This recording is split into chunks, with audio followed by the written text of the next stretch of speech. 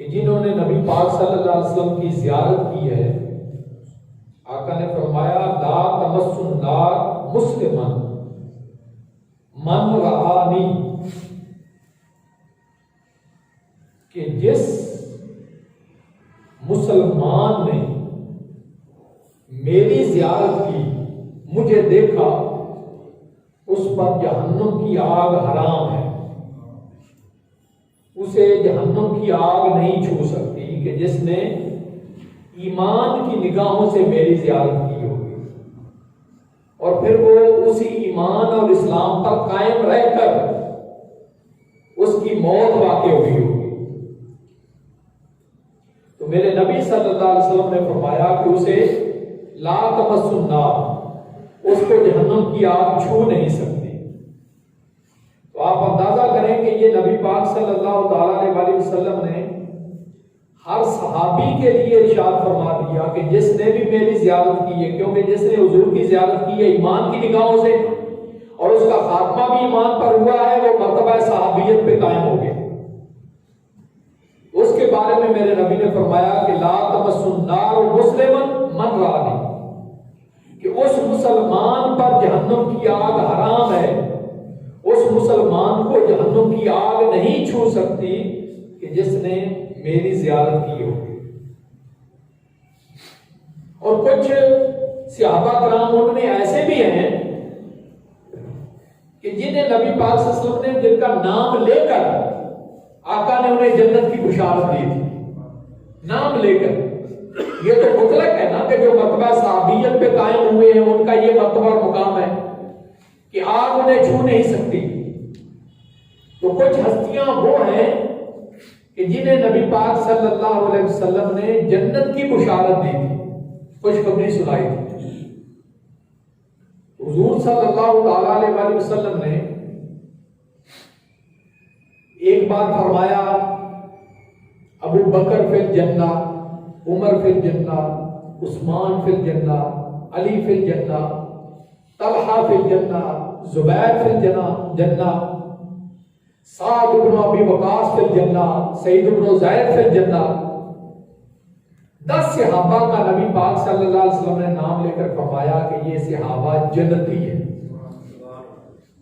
اور یہی وہ 10 شخصیات ہیں کہ جن کو عشرہ مبشرہ کہا جاتا ہے، کہ جنہیں نبی پاک صلی اللہ علیہ وسلم نے دنیا میں ہی جنت کی خوشخبری اور بشارت سنا دی۔ تو عزیزان گرامی، اب چونکہ جمادی الثانی شریف کا آغاز ہو رہا ہے، اس مہینے میں حضور اکرم صلی اللہ تعالی علیہ وسلم کے جلیل القدر صحابی اور وہ صحابی جو انبیاء علیہ السلام کے بعد سب سے زیادہ عزت اور عظمت والے ہیں، حضور کی ساری امت میں سب سے افضل اور اعلیٰ جو شخصیت ہے وہ سیدنا صدیق اکبر رضی اللہ تعالیٰ عنہ۔ تو یہ مہینہ آپ کی نسبت کے ساتھ منسوب ہے، اس میں آپ کا وصال ہوا تھا 22 جمادی الثانی کو۔ اس حوالے سے آج ہم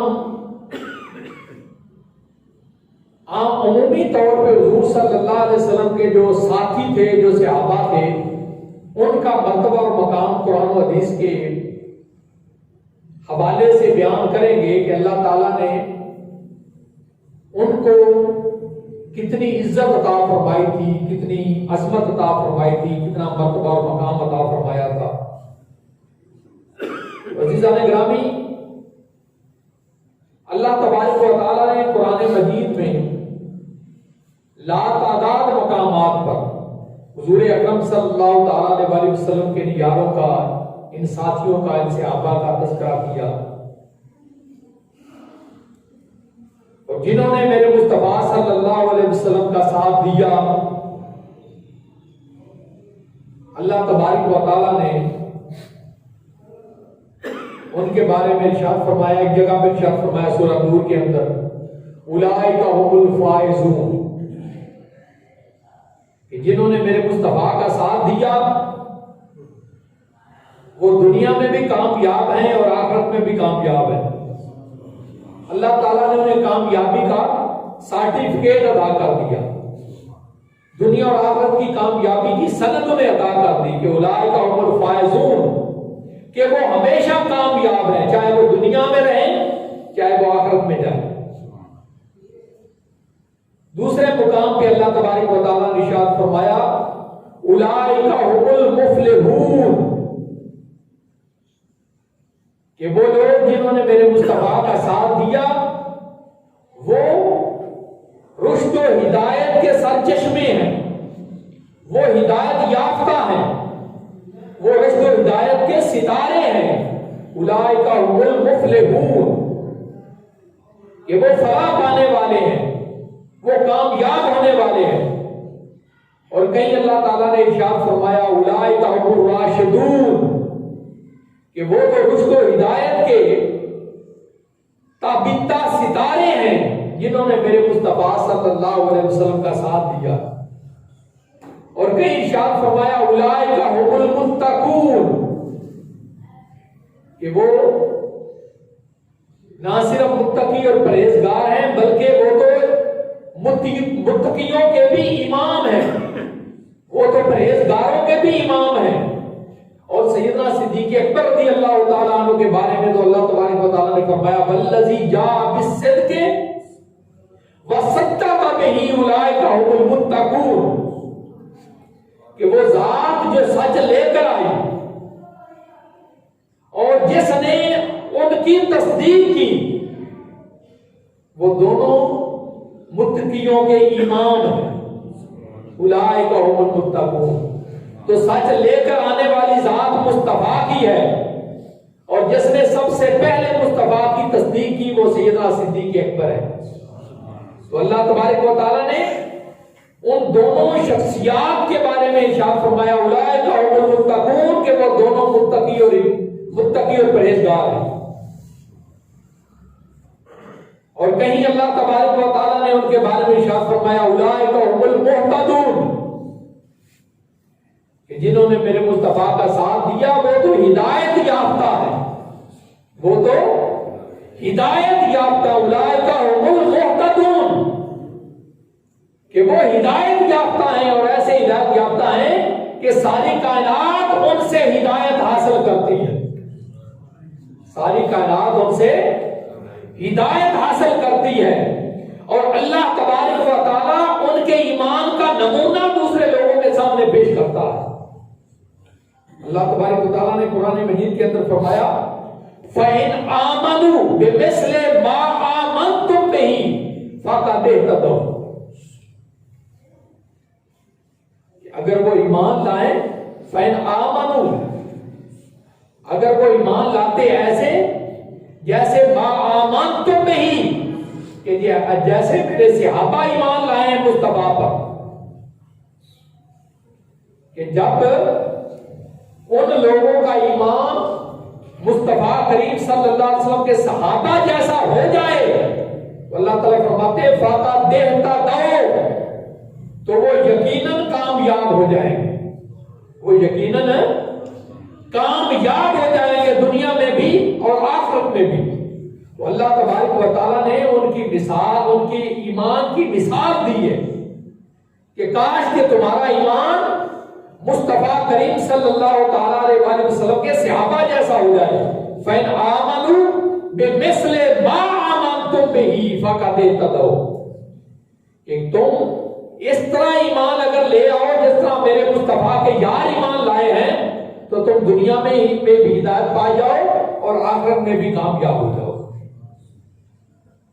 اور پھر ایک مقام پہ اللہ تبارک و تعالیٰ نے فرمایا آمنوا کما آمن الناس, کہ لوگوں اس طرح ایمان لاؤ جس طریقے سے الناس وہ خاص لوگ ایمان لائے. اب ان خاص لوگوں سے مراد کون ہے؟ وہ میرے مصطفیٰ صلی اللہ تعالیٰ علیہ وسلم کے صحابہ ہیں, وہ میرے مصطفیٰ کے صحابہ ہیں.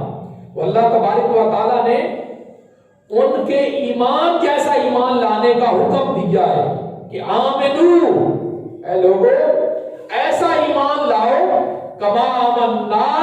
کہ جیسے مصطفیٰ کریم صلی اللہ تعالی علیہ وسلم کے صحابہ ایمان لائے تھے، تو اللہ تبارک و تعالیٰ نے صحابہ کے ایمان کو ایک مثال بنا کر لوگوں کے سامنے پیش کیا، اور انہی کے بارے میں اللہ تبارک و تعالیٰ نے ایک مقام ارشاد فرمایا، اولئک کتب فی قلوبہم الایمان، کہ یہ وہ لوگ ہیں کہ جن کے دلوں پر اللہ تعالیٰ نے ایمان کو لکھ دیا ہے۔ یہ وہ صحابہ ہیں کہ جن کے دلوں پر اللہ تعالیٰ نے کیا لکھ دیا ہے؟ ایمان لکھ دیا ہے۔ یاد رکھیں کہ کچھ لوگ وہ ہوتے ہیں کہ جن کے دل میں ایمان داخل ہوتا ہے، اور کچھ ہستیاں وہ ہیں کہ جن کے دل پر اللہ نے ایمان کو لکھ دیا ہے، کہ جو چیز داخل ہوتی ہے وہ تو نکل بھی سکتی ہے۔ یہ بات ذہن میں رکھیں، بڑا عام ترین نکتہ ہے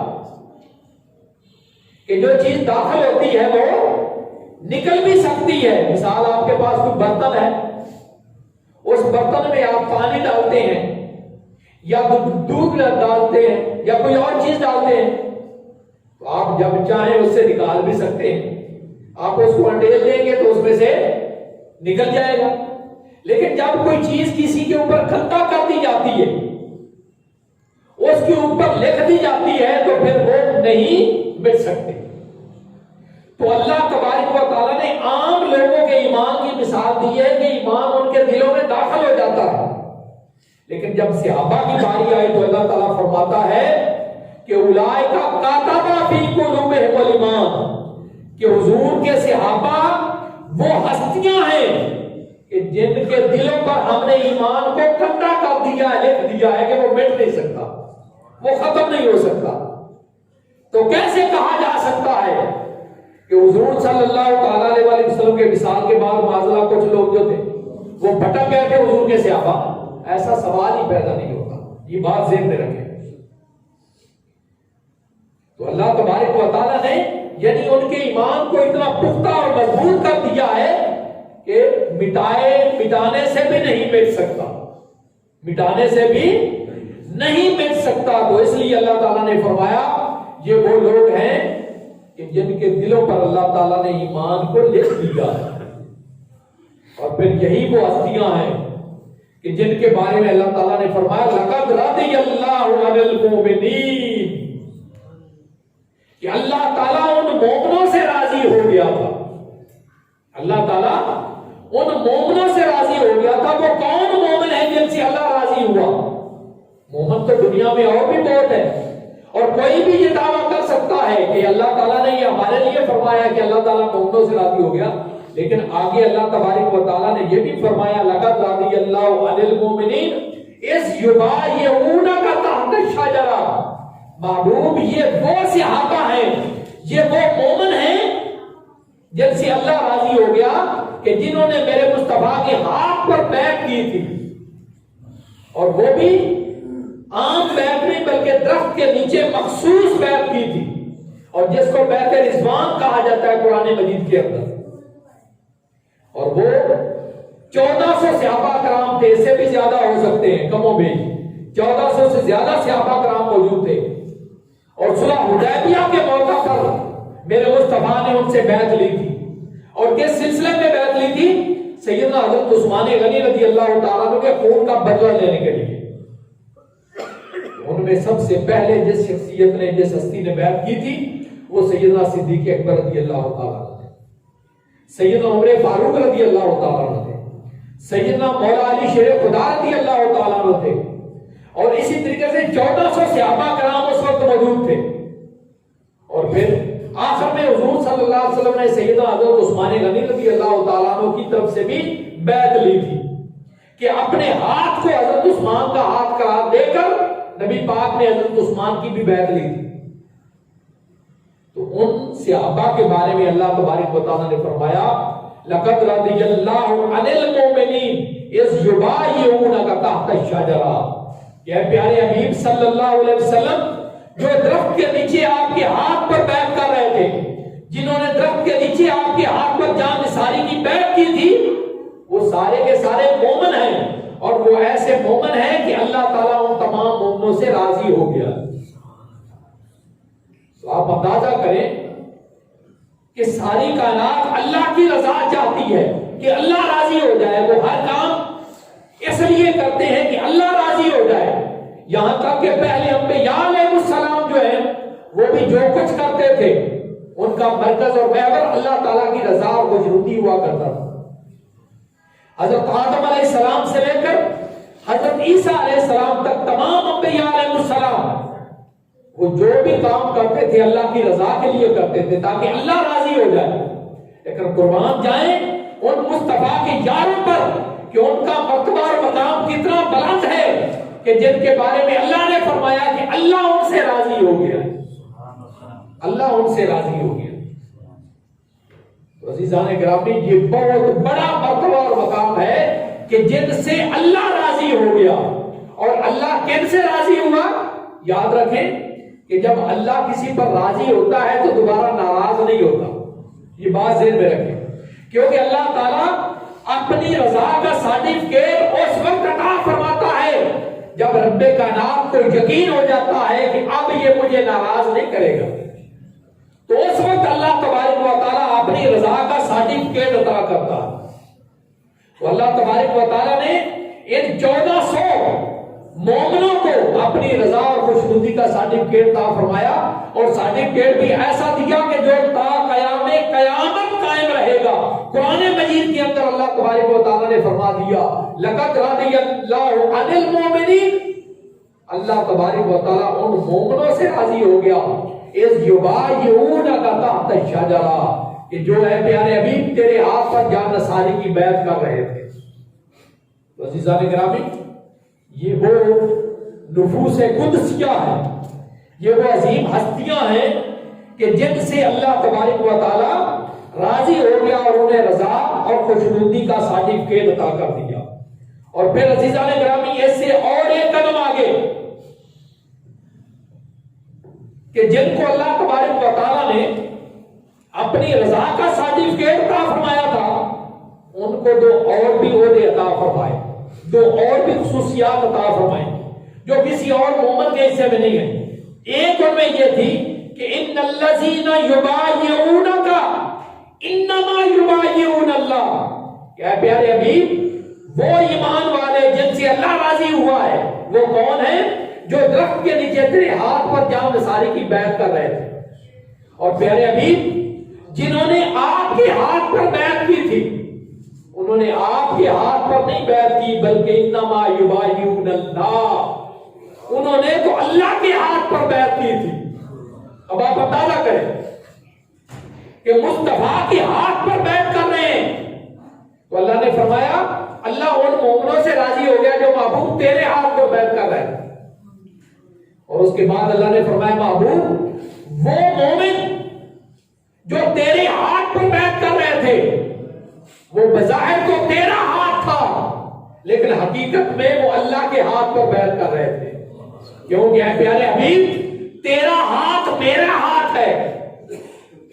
اللہ تبارک و تعالیٰ نے فرمایا ان الذین یبایعونک، بے شک وہ لوگ محبوب جنہوں نے تیرے ہاتھ پر بیعت کی تھی، انما یبایعون اللہ، بے شک انہوں نے اللہ کے ہاتھ پر بیعت کی تھی۔ اب آپ اندازہ کریں کہ ان کا مرتبہ اور مقام کتنا بلند ہے۔ پہلے نمبر پہ اللہ کی رضا انہیں مل گئی، پھر مومن ہونے کا سرٹیفکیٹ مل گیا، اور تیسرے نمبر پہ تیسرا اعزاز کیا ملا کہ انہوں نے بظاہر مصطفیٰ کے ہاتھ پر بیعت کی تھی لیکن حقیقت میں انہوں نے اللہ کے ہاتھ پر بیعت کی تھی۔ اور چوتھا اعزاز انہیں کیا ملا؟ آگے اللہ تعالیٰ نے فرمایا ید اللہ فوق ایدیہم۔ اب دیکھیے یہ مصطفیٰ کا ہاتھ، صحابہ نے مصطفیٰ کے ہاتھ پر ہاتھ رکھا، تو جس نے مصطفیٰ کے ہاتھ پر ہاتھ رکھا پھر مصطفیٰ نے اپنا دوسرا ہاتھ اس کے ہاتھ پر رکھ دیا۔ جیسے ہم مصافحہ نہیں کرتے، جب مصافحہ کرتے ہیں تو درمیان میں ہاتھ ہوتا ہے، آپ کے ہاتھ پر دوسرے کا ہاتھ ہوتا ہے، پھر اس کے ہاتھ پر پھر آپ کا ہاتھ ہوتا ہے۔ تو اللہ تبارک و تعالیٰ نے فرمایا محبوب ایک تو اللہ کے ہاتھ پر وہ بیعت کر رہے تھے انما یبایعون اللہ، اور اس کے بعد پھر محبوب ان کے ہاتھ پر جو دوسرا ہاتھ آیا تھا ید اللہ فوق ایدیہم، وہ بھی اللہ کا ہاتھ تھا۔ اب آپ اندازہ کریں، ہاتھ جس ہاتھ پر انہوں نے بیعت کی تھی وہ بھی خدا کا ہاتھ تھا، اور ان کے ہاتھ پر جو ہاتھ تھا وہ بھی خدا کا ہاتھ تھا۔ ید اللہ فوق ایدیہم، اللہ کا ہاتھ ان کے ہاتھوں پر تھا۔ تو عزیزان گرامی، آپ خود اندازہ کر لیں کہ ان کا مرتبہ اور مقام کتنا بلند ہوگا، کہ کون ایسا شخص ہے جو ان کے مقام کو پہنچ سکے۔ تو عزیزان گرامی، یہ اعزاز، یہ مرتبہ اور مقام اتنا، یہ جو اللہ تبارک و تعالیٰ نے دیکھے 4 اعزاز، 4 ڈگریاں اللہ تعالیٰ نے ان کو عطا فرمائی ہیں۔ یہ کس موقع پر؟ یہ صلح حدیبیہ کے موقع پر، کہ جنہوں نے حضور اکرم صلی اللہ تعالیٰ علیہ وسلم کے ہاتھ پر جان نثاری کی بیعت کی تھی۔ اور کیوں جان نثاری کی بیعت کی تھی؟ کہ سیدنا حضرت عثمان غنی رضی اللہ تعالیٰ عنہ کو میرے مصطفیٰ نے اپنا سفیر اور نمائندہ بنا کر قریش مکہ کے پاس بھیجا تھا۔ تو کسی نے ادھر آ کے خبر پھیلا دی کہ سیدنا عثمان غنی رضی اللہ تعالیٰ عنہ کو شہید کر دیا گیا، حضرت عثمان غنی کو شہید کر دیا گیا۔ تو جب صحابہ نے یہ خبر سنی تو صحابہ جوش میں آ گئے، تیش میں آ گئے، عرض کرتے ہیں یا رسول اللہ، ہمارے سفیر امن کو شہید کر دیا گیا، ہم ان کے خون کا بدلہ لیے بغیر واپس نہیں جائیں گے۔ اب میرے مصطفیٰ صلی اللہ علیہ وسلم نے فرمایا کہ دیکھو، اپنے گھر میں لڑنا وہ ایک الگ بات ہوتی ہے، لیکن دشمن کے گھر میں آ کے لڑنا وہ اور بات ہوتی ہے۔ اور پھر تم تیاری کے ساتھ بھی نہیں آئے، تم تو طواف کعبہ کرنے کے لیے آئے ہو، تمہارے پاس تو ساز و سامان اور اسلحہ بھی نہیں ہے، تو دشمن کے گھر میں آ کر ان سے جنگ کرنا، لڑائی کرنا، یہ بڑا معنی رکھتا ہے۔ تو یہ دیکھ لو کہ کہیں ساتھ تو نہیں چھوڑو گے، کہیں بھاگو گے تو نہیں۔ عرض کرتے ہیں یا رسول اللہ، ہم اپنی جان قربان کر دیں گے، خون کا آخری قطرہ تک بہا دیں گے۔ فرمایا اچھا، اگر واقعی تم ایسا کرتے ہو تو آؤ ذرا میرے ہاتھ پر بیعت کرو نا۔ یعنی یہ قسم کا حلف تھا کہ میرے ہاتھ پر حلف دو کہ واقعی تم اپنی جان قربان کرو گے، کہ عثمان کے خون کا بدلہ لیے بغیر واپس نہیں جاؤ گے۔ تو عزیزان گرامی، تو جب مصطفیٰ صلی اللہ علیہ وسلم نے بیعت شروع کی تو اللہ تبارک و تعالیٰ نے، چونکہ ابھی آیت نازل نہیں ہوئی تھی، تو چونکہ نگاہ مصطفیٰ دیکھ رہی تھی کہ جنہوں نے میرے ہاتھ پر آج اس مقام پر اور اس حیثیت سے آج میرے ہاتھ پر بیعت کی ہے، انہیں اللہ تبارک و تعالیٰ کی طرف سے بہت بڑے انعامات سے نوازا جا رہا۔ تو پھر میرے مصطفیٰ نے کیا کیا؟ سوچا کہ عثمان بھی ہمارے ساتھ آئے تھے، اگرچہ وہ مکہ میں چلے گئے، تو میرے مصطفیٰ صلی اللہ علیہ وسلم جب تمام صحابہ سے بیعت لے لی، تمام صحابہ سے بیعت لے لی ایک ایک کر کے، تو پھر میرے مصطفیٰ نے صحابہ کو مخاطب کر کے فرمایا کہ میرے صحابہ، تمہیں معلوم ہے کہ عثمان بھی ہمارے ساتھ آئے تھے مدینے سے؟ ہاں یا رسول اللہ آئے تھے۔ فرمایا ان کو ہم نے خود اپنا سفیر اور نمائندہ بنا کر مکے بھیجا۔ ہاں یا رسول اللہ ایسا ہی ہے؟ تو میرے مصطفیٰ نے فرمایا میرا جی چاہتا ہے کہ میں عثمان کی بھی بیعت لوں۔ کچھ صحابہ نے سوچا کہ عثمان تو موجود نہیں ہے، تو جو موجود تھے انہوں نے بیعت تو کر لی اور حضور نے ان سے بیعت لے لی، لیکن جب میرے مصطفیٰ نے یہ فرمایا کہ میرا جی چاہتا ہے کہ میں عثمان کی بھی بیعت لوں، تو صحابہ خاموش ہے، انہوں نے یہ نہیں کہا کہ وہ تو موجود نہیں ہے، خاموش ہو گئے، کیونکہ انہیں پتا تھا کہ مصطفیٰ کی زبان سے جو نکلے گا وہ اسی طریقے سے پورا ہو جائے گا۔ تیرے منہ سے جو بات نکلی وہ ہو کے رہی۔ ایک بار میرے مصطفیٰ سے جب حج کا موقع آیا، حج کی فرضیت کا حکم آیا اللہ تعالیٰ کی طرف سے، تو میرے مصطفیٰ نے صحابہ سے فرمایا اے لوگوں، اللہ تعالیٰ نے تم پر حج فرض کیا، لہذا حج کیا کرو۔ اب ایک صحابی کھڑے ہو جاتے ہیں، عرض کرتے ہیں یا رسول اللہ اکل عام ہے، یا رسول اللہ کیا ہر سال حج فرض ہے؟ میرے مصطفیٰ نے منہ دوسری طرف کر لیا، خاموش رہے، باتوں میں لا گئے۔ پھر وہ ادھر سے آگے پھر سوال کرتا ہے، اکلّہ عامر یا رسول اللہ، یا رسول اللہ کیا ہر سال حج فرض ہے؟ میرے مصطفیٰ نے منہ دوسری طرف پھیر دیا۔ تیسری بار پھر اس نے جب سوال کیا، حضرت عمر فاروق دیکھ رہے تھے کہ میرے مصطفیٰ کا چہرہ تبدیل ہو رہا ہے، غصے سے لال پیلا ہو رہا ہے۔ حضرت عمر فاروق نے اس کے بازو کو پکڑا اور جھنجھوڑ کے نیچے بٹھا کے فرمایا، تجھے پتا نہیں کہ تیرا سوال کرنا مصطفیٰ کو جو ہے گران گزر رہا؟ بیٹھ گیا۔ تھوڑی دیر کے بعد پھر میرے مصطفیٰ نے فرمایا، میرے صحابہ تمہیں جتنے بات کا حکم دیا جائے بس اتنے پہ عمل کر لیا کرو۔ یہ جو میرے یار نے سوال کیا تھا نا، اکلّہ عامر یا رسول اللہ، یا رسول اللہ کیا ہر سال حج فرض ہے؟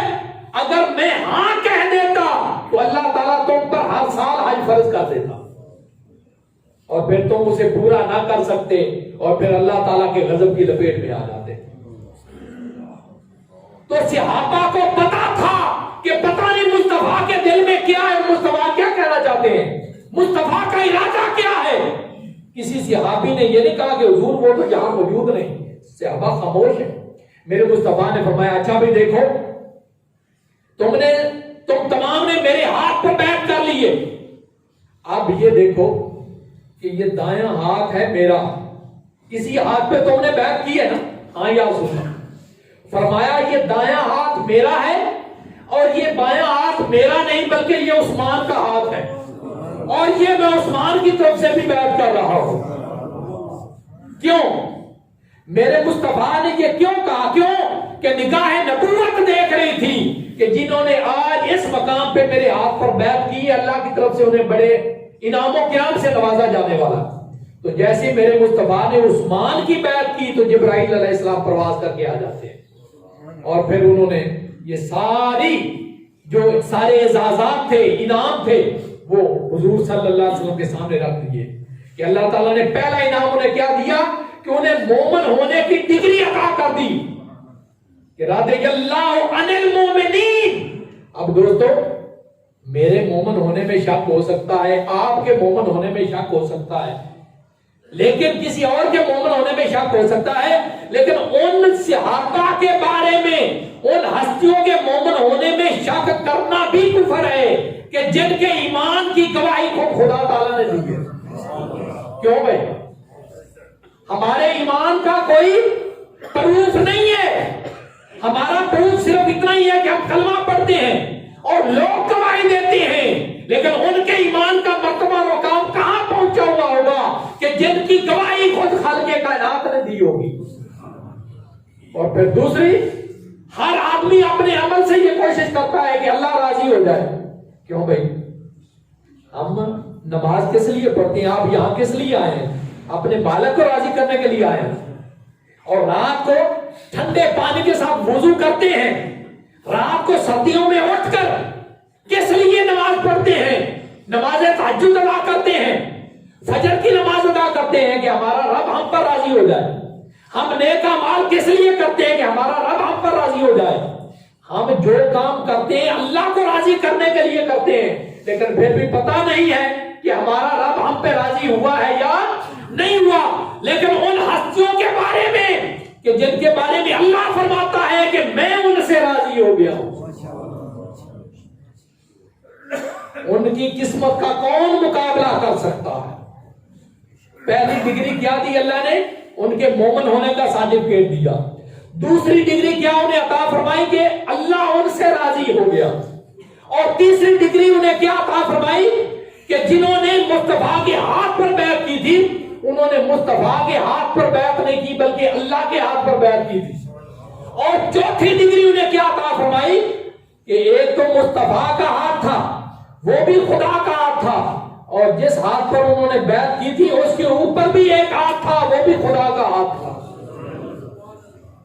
تو عزیزان گرامی، میرے مصطفیٰ نے فرمایا عثمان بھی چونکہ ہمارے ساتھ آئے تھے تو میں نہیں چاہتا کہ میرا عثمان اس اعزاز سے محروم رہ رہے، اس لیے میرے مصطفیٰ صلی اللہ علیہ وسلم نے عثمان کی طرف سے بھی بیعت کی تھی۔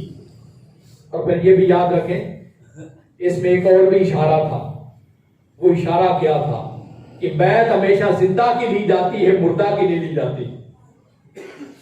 تو میرے مصطفیٰ کی نگاہیں دیکھ رہی تھیں کہ یہ تو شیطان نے واویلا کر دیا ہے، خبر پھیلا دی جھوٹی، لیکن میرا عثمان جو ہے وہ زندہ ہے۔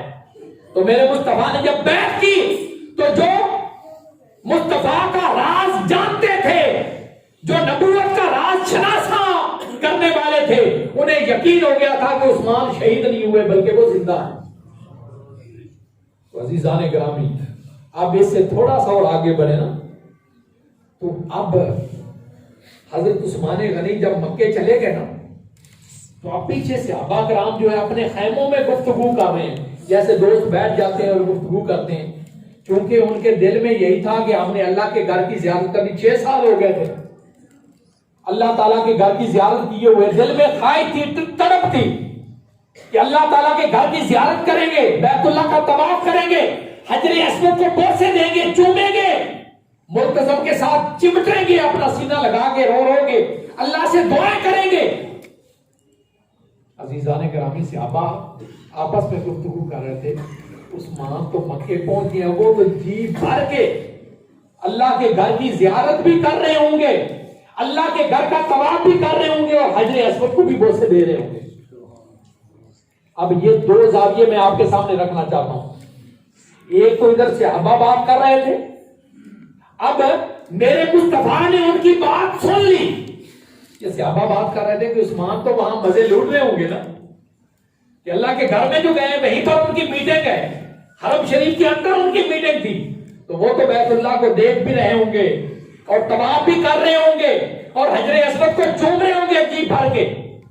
میرے مصطفیٰ نے جب سنا نا، تو میرے مصطفیٰ ان صحابہ کے پاس جا کے بیٹھ گئے اور فرمایا، میرے صحابہ تم اپنی جگہ پہ مطمئن رہو، عثمان ہمارے بغیر ایسا نہیں کر سکتا۔ اب دیکھو یہ اعتماد ہے، حالانکہ میرے مصطفیٰ نے عثمان کو منع نہیں کیا کہ عثمان اگر موقع ملے بھی تو تم نے نہیں کرنا، نہیں، میرے مصطفیٰ نے انہیں روکا نہیں ہے، منع نہیں کیا، لیکن چونکہ میرے مصطفیٰ کو یہ اعتقاد تھا حضرت عثمان پہ، فرمایا میرے صحابہ تم مطمئن رہو، عثمان کو موقع ملا بھی بیت اللہ کے طواف کا تو وہ طواف ہمارے بغیر نہیں کرے گا، اگر انہیں موقع ملا بھی حجر اسود کو چومنے کا تو ہمارے بغیر وہ حجر اسود کو چومے گا۔ اب یہ تو ادھر کا معاملہ، ادھر کی صورتحال، حرم شریف کے اندر میٹنگ ہوئی قریش مکہ کے ساتھ، اور معاہدہ یہ طے ہوا کہ مسلمان وہیں سے واپس چلے جائیں گے، یعنی ان کو اس سال مکہ مکرمہ میں آ کر اللہ کے گھر کی زیارت کرنے کی، طواف کعبہ کرنے کی اجازت نہیں ہے، وہیں سے واپس چلے جائیں گے۔ انہوں نے کہا کہ عثمان وہ تو آپ وہیں سے واپس چلے جائیں گے، تم تو یہاں آ گئے ہو، اب یہ بیت اللہ تمہارے سامنے، رج کے زیارت بھی کر لو، جتنا مرضی طواف بھی کر لو، اور جتنا مرضی حجر اسود کو بوسے بھی دے لو، تمہیں اجازت ہے۔